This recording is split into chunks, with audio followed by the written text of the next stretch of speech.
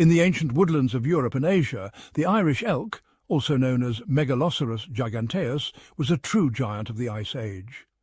Standing over 7 feet tall with antlers spanning up to 12 feet, it was one of the most impressive deer species ever.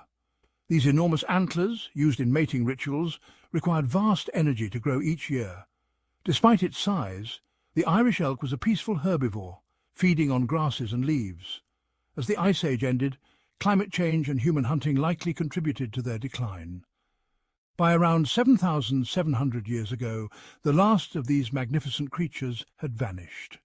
The Irish elk stands as a symbol of the grandeur of a lost world. Subscribe for more insights into the wonders of the natural world.